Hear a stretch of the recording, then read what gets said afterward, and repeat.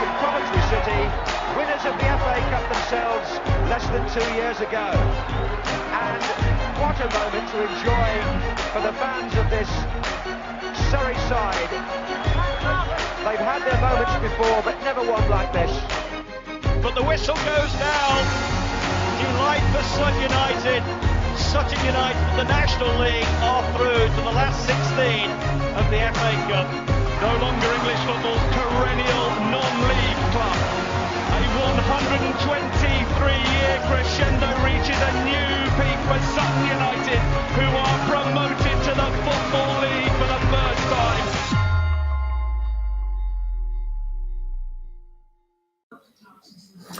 Hello and welcome to this week's edition of the Sunday service on the Sutton United Talk Time podcast. Joining me today is Mark Bravery. Hi Mark. Hiya, hi everybody. How are you? Yeah, I'm good, just about recovered from yesterday. Yes, nice, lots of travel problems, and this is why I don't go away. No. I did see there were quite a few interesting travel stories coming home. Where was it you got stuck again, sorry? Well, I turned up at Stoke Station for my train at 12 minutes past 8 and it was cancelled. So I had to wait an hour for the next one. Luckily, there was a next one, but I had to kill an hour in a nearby pub, which is, as you can imagine, a great hardship for me. Yeah, absolutely. But it means I didn't get home until about midnight. I know some people got in even later than that, so I'm not as badly off as some. So onto the game. Sorry, I was supposed to do the old proper introductions. This is how great I am. Obviously, currently live on Facebook, YouTube, and Twitter. So join in the chats and all the rest of it. Nice and seamless professional that I am. So the game yesterday, the lineup was announced with a lot of changes. I did my fan hub guess the starting lineup, and I think I got 5 out of the 11. It's good to see a few players back from injury. There were 9 players missing on Tuesday at Oldham, but 6 of those were back yesterday, and 4 of them started. Mm-hmm. So there were quite a few changes. Louis John was back, Joe Kizzy was back, Donovan Wilson was back, and Craig Eastman, the 4th one, I think. Eastie was back. With Tanto and Will Randall on the bench. Yeah. And both of those came on, of course. So all 6 of the returning players played some part in the game yesterday, which is good. Got more bodies back for next weekend. But obviously there's a little bit of lack of match fitness. I think that might have been a contributory factor to the result yesterday. Yeah, it wasn't. It's always difficult because we're in a bit of a slump, which you always knew was going to happen at some stage, but it's happening at the business end stage. Had it happened sort of 8 weeks ago, it would have been never mind. But now it's kind of like it's just so close to securing some playoff spots. Although it's still quite close. Well, we're 10th, but are only 2 points behind, I think, 4 clubs on 63 points, all of which are in the playoff slot. So, we're not far off. But this month has been brutal. I mean, we played 7 matches in just over 3 weeks, 5 of them away. So a lot of football, a lot of travelling, and with a fairly stretched squad, that's going to take its toll. And I think there was a certain amount of fatigue probably playing its part, yesterday.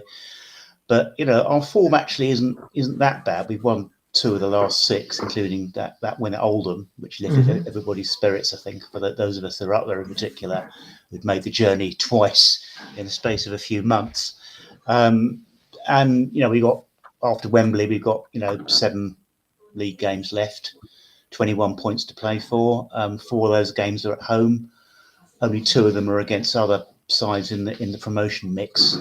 So I think the target's probably going to be something like 14 points from those last 7 games, say 4 wins, 2 draws. That you can't be certain because it's so tight, but that probably would secure us a playoff spot.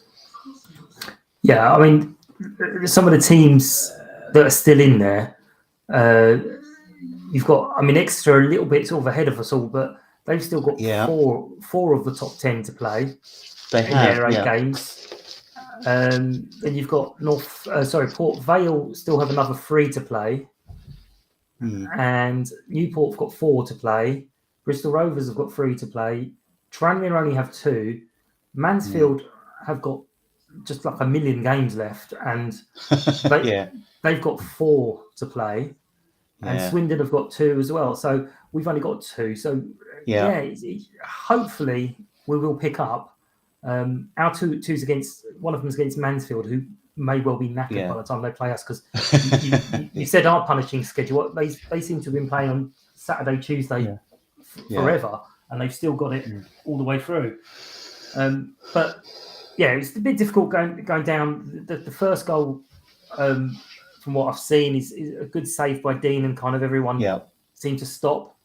Their player then scored on the rebound, and the second goal, I still don't understand why the scissor kicks look so spectacular, because it doesn't do an awful lot, but it did look spectacular, and it did look a very good goal.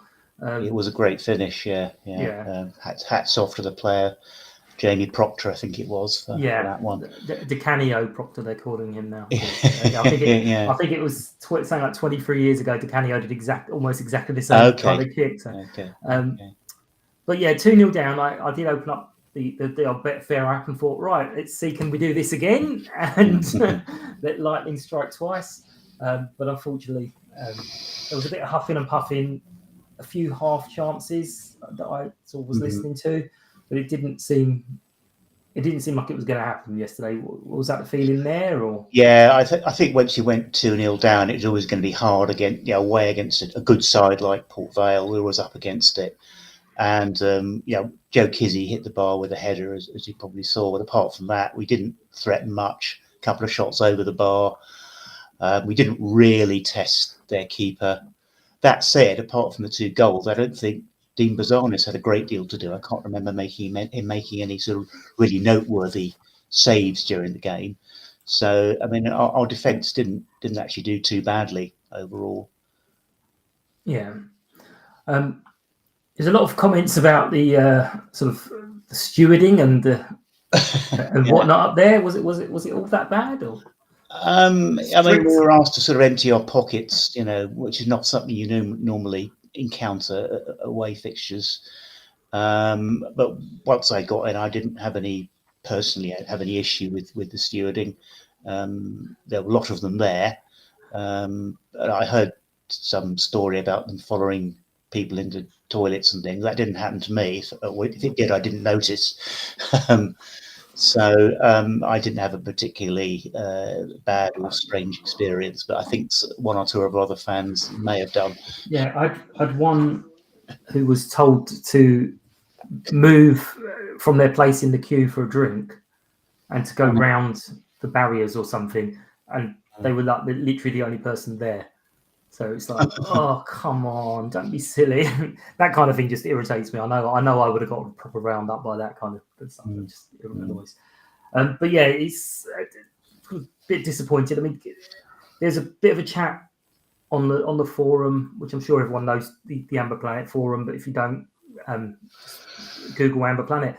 Of possibly, is it the cup run affecting our league form, or I haven't read through every response. Did you read that one today, or?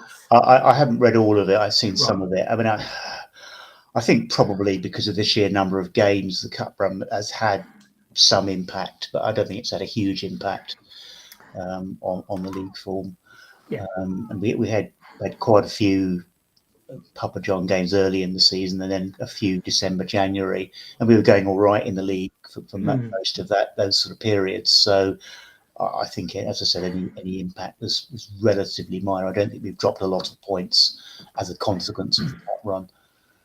Yeah, I mean, I don't necessarily think promotion was really on the cards. Yes, it's nice that we've been at the right end of the table for the whole season, but I don't think anyone is really on the cards. I would quite like it because some of my mates support AFC Wimbledon, and they look like they're dead and buried, and past them, that that would be a very selfish, pleasing moment for me. But a day out at Wembley. So I think the gist of it was, yes, a day out at Wembley, nice, but we've got to worry about our EFL survival. I'm not sure that what we do this season is going to necessarily affect next season, because if anything, it only raises our profile a little bit and has people potentially wanting to come to Sutton. What I think personally, and it's difficult to say it, and it's not as a criticism, but I think since the end of January, when we kind of hit that 48-point mark, despite, we've got to keep going, at the back of our mind, it's all like, we're okay now. And I think we've kind of, injuries, lots of clubs around us has strengthened, which is something at the time what was a bit like, oh God, we don't really know what we're doing in the transfer window because we've never had to deal with it. But what are your thoughts? Would you have given up a day at Wembley to get promoted, or? I don't see the two as mutually exclusive. I don't think you trade one off against the other. I think we could do both. We've got our day at Wembley secured now. That's definitely happening. And as I said earlier, we're still very much in the hunt for a playoff place. But if we end up finishing 8th, 9th, or 10th, that will still have been a great season, better than most of us, I think, would have expected back last summer. So, although it's disappointing to drop out of the promotional race, having been up there pretty much all season, ever since sort of September or so. If you look back, the whole season, and we end up finishing, as I say, round about 9th, I think that's still a remarkable achievement, and that as a double with the, with the Wembley appearance, however that ends up. But I think once we've got John's occasion behind us, I think the focus will be back on the league with those 7 games. Yeah, I mean, do you know what? I haven't even looked. When was our next game after? So we get the Tuesday off after the final as well. That's right. So our next game is Orient, I think, on the following Saturday. So there's 6 days between Wembley and the next league game. Yeah, so that's going to give us a goodish run to get some people back. So it could actually be a real bonus because we've had this gap. Yeah. I know it's a match, but it's going to be a match that people are going to get through on just pure excitement of being there. I know one or two players have been there before. Yeah. Obviously, it's going to be a great occasion for the club and for the players and the fans. A lot of our fans will never have seen Sutton play at Wembley. Indeed, many weren't even born in 1981 when Sutton were last there. I've certainly never seen Sutton play at Wembley. So it's a great occasion for the club and everybody associated with it. But if we manage to win next Sunday, then that's going to inject a real feel-good factor into the club and may propel us into a playoff place. If we lose, I think it's a case of, we just did very well to get to Wembley, get to the final. Let's just concentrate on the league now, dust ourselves down, and I think that will be the attitude. If we don't succeed in the final. Yeah, I mean, for me, I think I said already. It was in the morning after the Wigan match, sitting down to breakfast, just looking through the social media, suddenly realising, hang on, it's not just about getting to Wembley. There's a trophy to play for here. That part of it was completely like, oh my God, there's more to come. I gather that the office phone was ringing, within a few minutes of that Dean Bazanis penalty save. And the next day was just in the office that Wednesday. It was just crazy. I wasn't there myself. I was in the next day. So I gather it was just crazy with the number of calls and emails coming in, including, I gather, there was a call from a firm of gentlemen's outfitters on the Wednesday asking if the club had arranged the players' Wembley final suits. Oh my God. Well, just mad excitement. I mean, I think the last update was 12,000 tickets sold. Yeah, that's what I heard. Yeah. Just incredible, really. And we've still got a possible payday boost to come as well, because it's not the end of the month yet. So hopefully sort of Wednesday, sort of Thursday, Friday, when people get their money, they'll suddenly be like, right, come on, tickets. So you never know. We could just go loads, which would be just completely insane to be sort of standing there at Wembley looking at all these other people supporting our little Sutton United. Where we're going to put them all next season, I don't know, but we might have to put up big screens in the park or something.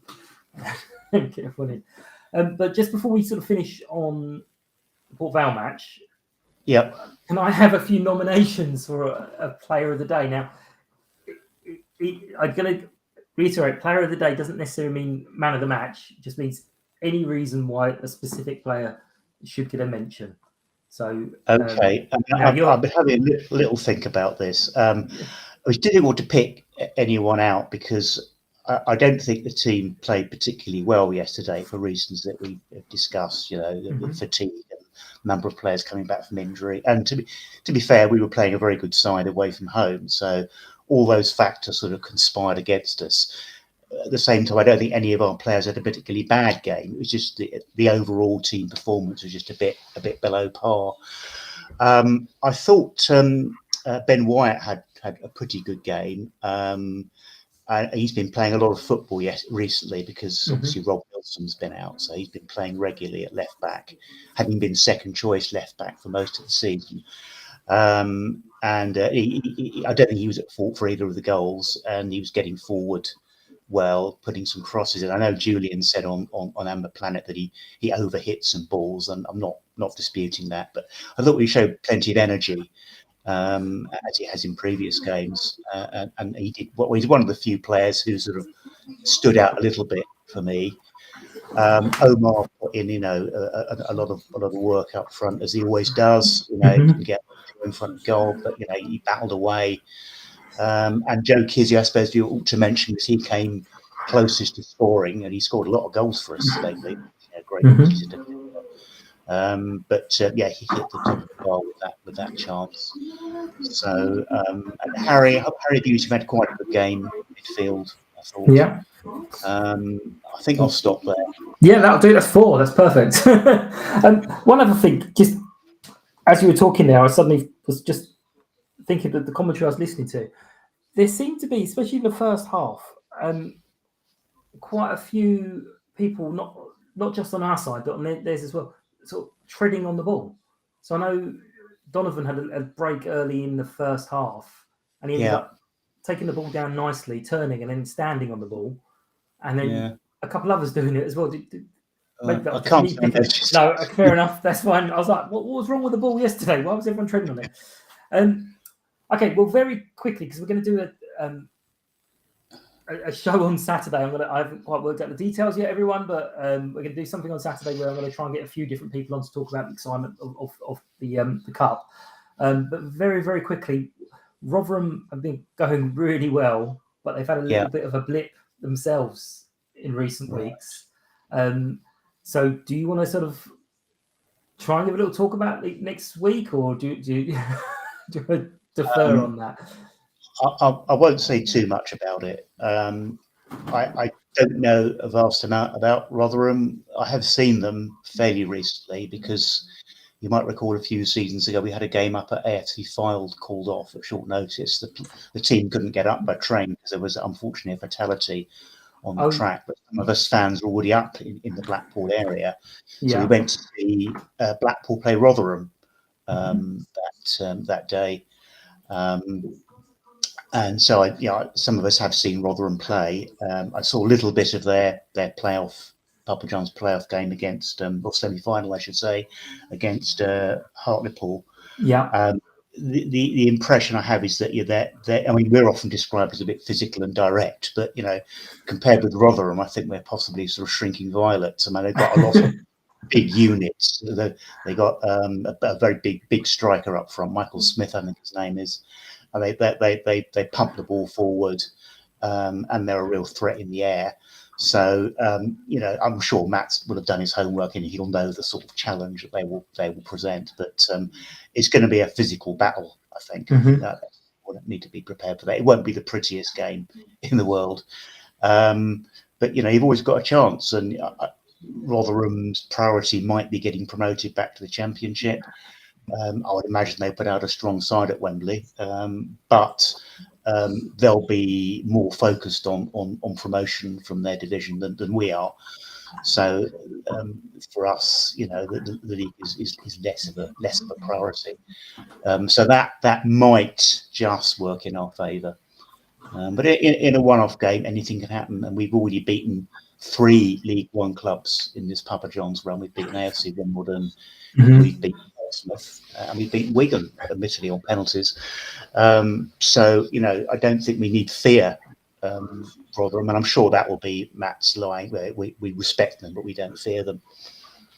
Yeah, no. Again, I did hope in the semi-finals when the draw was being made, it would be us against Rotherham or Wigan and Hartlepool against the other.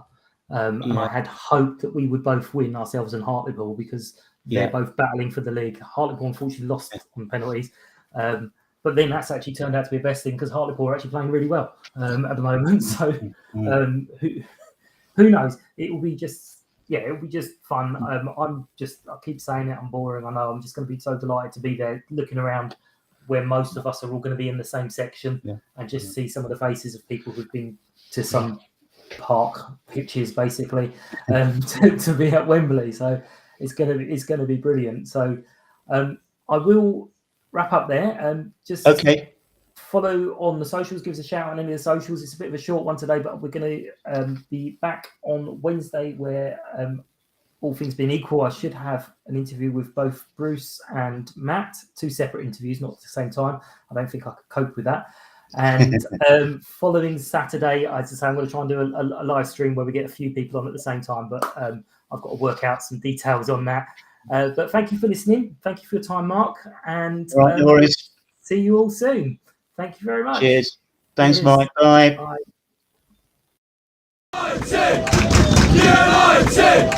United!